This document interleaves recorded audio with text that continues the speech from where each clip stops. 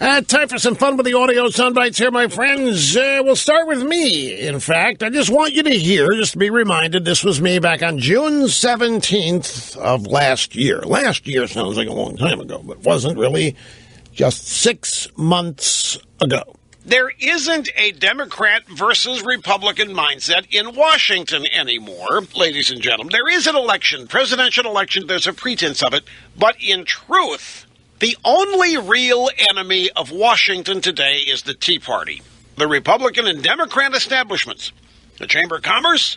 The whole way Washington is working, the only enemy is people who want to reintroduce free markets, get rid of crony capitalism, blow up the relationships that exist between Washington and individual businesses or business at large, Wall Street firms.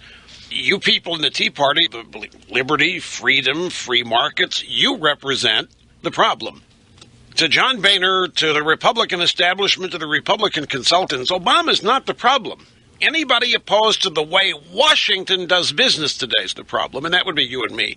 And that's from last June, and it's, I think, only intensified.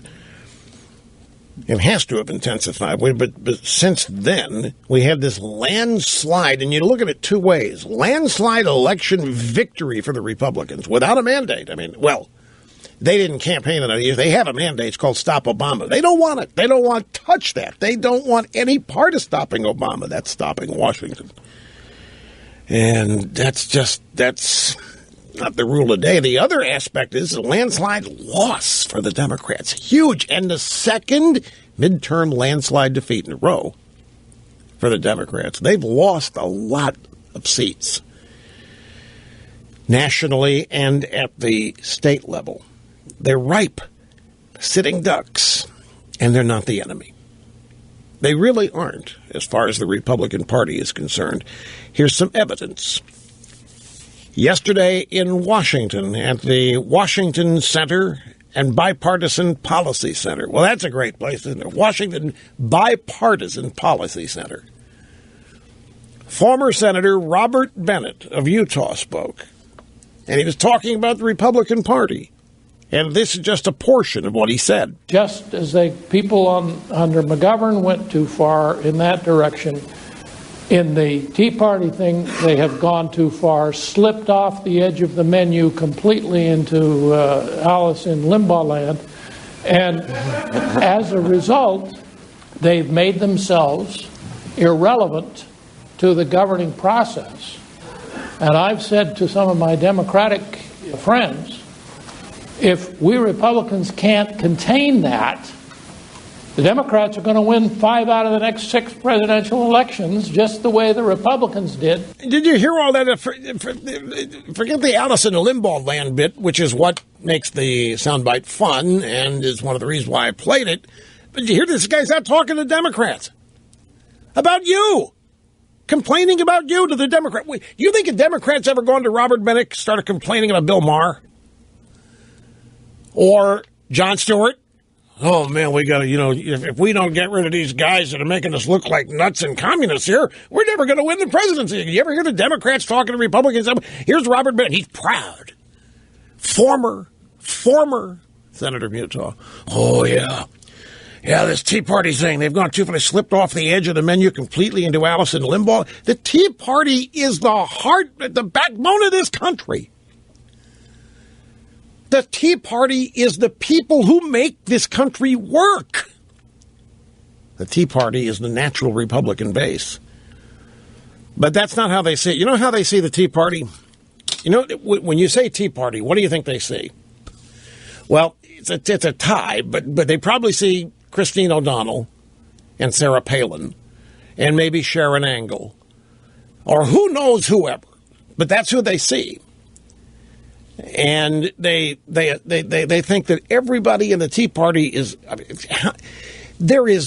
when you compare the two bases, and I consider the Tea Party to be the Republican base, when you, Republican base and the Democrat base, and you think it's the Tea Party that's off the edge of sanity, what in the world else must you think? That to me is just a striking soundbite. These guys probably agree with de Blasio that the cops are the problem in New York City. It really is amazing, but I wanted you to hear it. And I kind of like this Alice in Limbo land. They obviously think of me when they think of the Tea Party. And frankly, other than supporting it, I've got nothing to do with the Tea Party. And neither does anybody else, really. The Tea Party came into existence out of thin air, essentially. And what I mean by that is the Tea Party doesn't have a leader. The Tea Party just came into existence because of the shock and awe at what was happening to America by Obama. Average Americans who had never been in politics before, and that's the rub. They've never been in politics before, and they can't be controlled. They can't be buttoned up, and they can't be set aside. They can't be utilized as normal political groups are, because they don't really know who you're never going to be able to get rid of the Tea Party. This is the thing that Republicans don't understand. You're never going to be able to get rid of the Tea Party because the Tea Party is made up of average Americans who happen to be the ones still making this country work. There's no way to get rid of them. They live and breathe. And they happen to be people who just came into existence because they were outraged at what they saw happening to their government, their country, and they wanted it stopped. And don't you love it? All these people talking about how the Tea Party, it's faded away. Yeah, the Tea Party, not a problem anyway. Tea Party, it's had its day, it's shot its wad. Tea Party doesn't exist anymore. And then every election, people become shocked and dismayed that the Tea Party is still there and still a factor, and they start ripping into it again, just as former Senator Bennett did here. Eric Cantor, who was defeated. Remember, he was in line to be Speaker. Second in command of Republican leadership. He went down to defeat in Virginia. And so now he's working on Wall Street somewhere at a financial institution. Anyway, he was on CNBC, which has lost all of its audience. Did you know that? CNBC and CNN are competing for the number of people you can put in a thimble.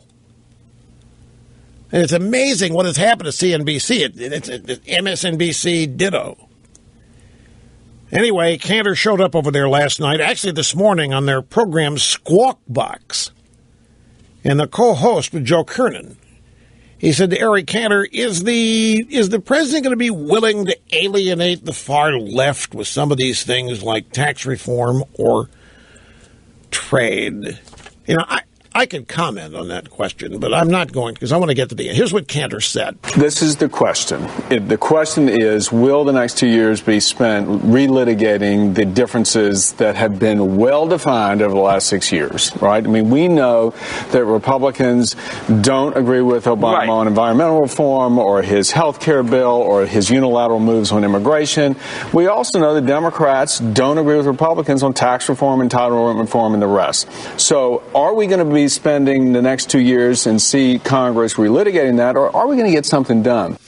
Here we go again. Here we go with this magic. Are we going to get something done?